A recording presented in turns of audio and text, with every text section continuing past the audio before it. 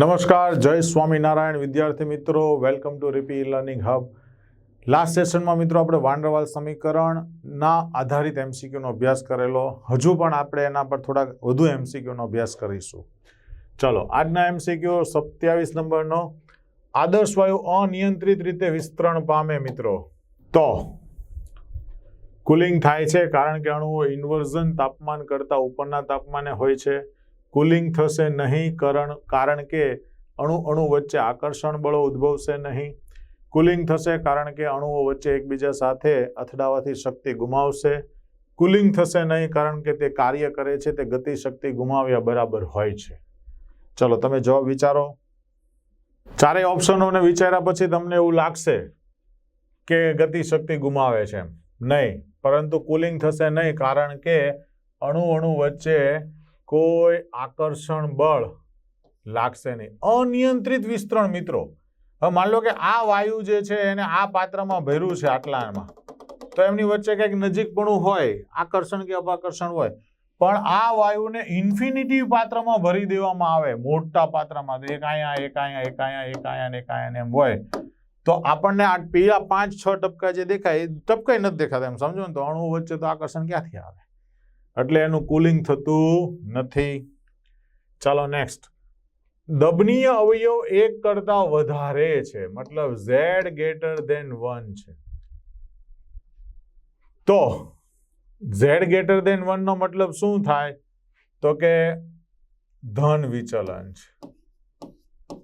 ધન વિચલનનો મતલબ કેવો થાય? તો કે ઓછું દબનીય છે.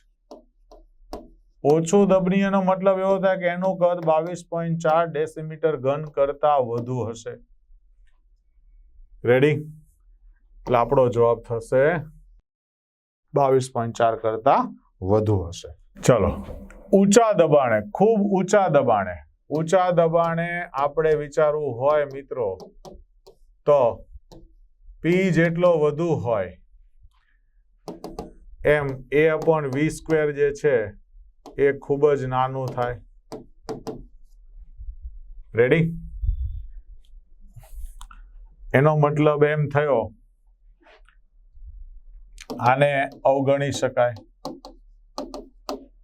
તો એનો મતલબ P V - B બરાબર RT, આવું સૂત્ર બની જાય.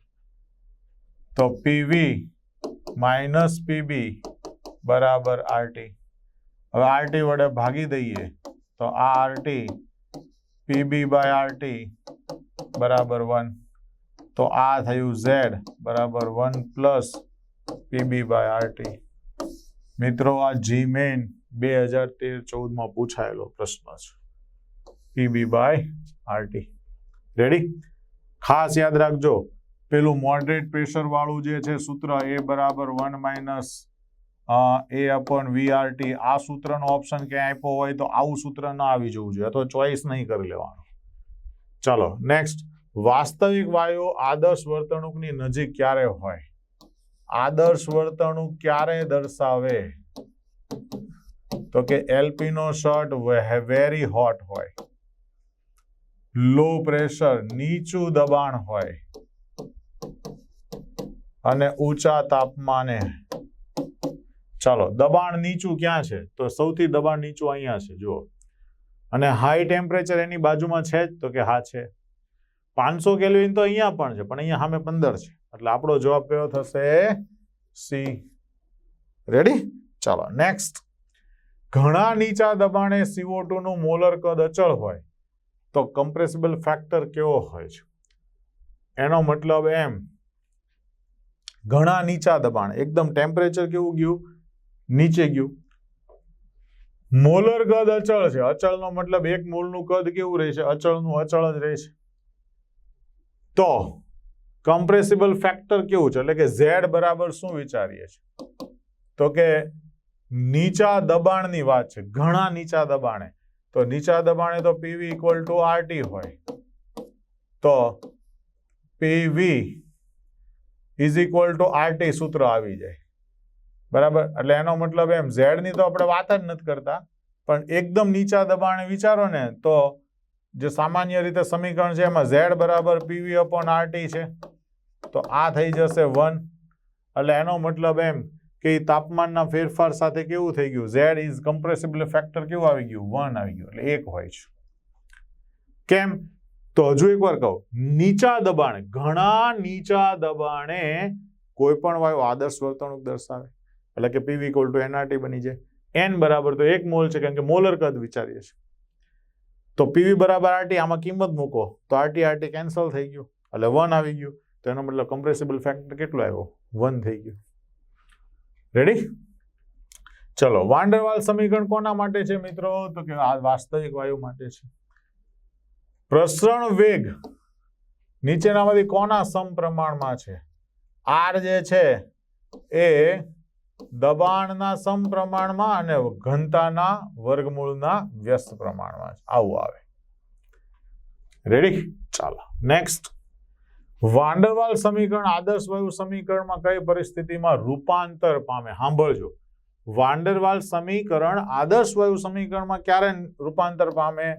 તો ખૂબ નીચા દબાણે અને ઊંચા તાપમાને, લો પ્રેશર હાઈ ટેમ્પરેચર, એટલે કે નીચા દબાણે અને ઊંચા તાપમાને.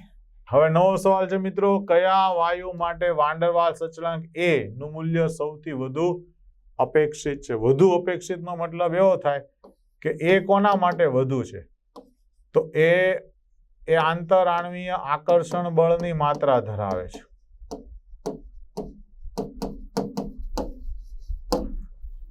કઈ માત્રા ધરાવે? આંતરઆણવીય આકર્ષણ બળ. એટલે વાન ડર વાલ્સ પણ કહી શકાય. અને વાન ડર વાલ્સ બળ જે છે એ કદ ઉપર ડિપેન્ડ કરે. જેમ અણુની સાઈઝ મોટી એમ વધુ લાગે. તો એમોનિયાની સાઈઝ કેવી આવે? મોટી આવે. તો વધુ આંતરઆણવીય આકર્ષણ બળ. એમ એ ધ્રુવીય અણુ છે, તો ધ્રુવીય અણુ વચ્ચે ડાયપોલ મોમેન્ટ, ડાયપોલ એટ્રેક્શન ચાલુ થાય, એટલે દ્વિધ્રુવીય થાય. રેડી? ચાલો નેક્સ્ટ. વાયુ તેની આદર્શ વર્તણૂકમાં સૌથી વધુ વિચલન ક્યારે દર્શાવે? લો પ્રેશર હાઈ ટેમ્પરેચરે આદર્શ વર્તણૂક દર્શાવે. આ આદર્શ વર્તણૂક છે. હવે આમાં વિચલન કરવું હોય તો આને ઊંધું કરવું પડે, હાઈ પ્રેશર કરવું પડે અને લો ટેમ્પરેચર કરવું પડે. એટલે આદર્શ વર્તણૂકમાં શું જોવા મળે છે? વિચલન જોવા મળે છે. ક્યાં છે?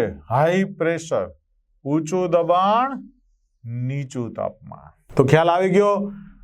આદર્શ વર્તણૂક થી વિચલન જોવું હોય તો હાઈ પ્રેશર લો ટેમ્પરેચર કરવું પડે. આદર્શ વર્તણૂક જોવી હોય તો લો પ્રેશર અને હાઈ ટેમ્પરેચર. ચલો મિત્રો, આજના MCQ અહીંયા આપણે સમાપ્ત કરીએ. ફરી પાછા મળીએ, ત્યાં સુધી આનંદમાં રહો, ખુશ રહો, સલામત રહો. જય સ્વામિનારાયણ.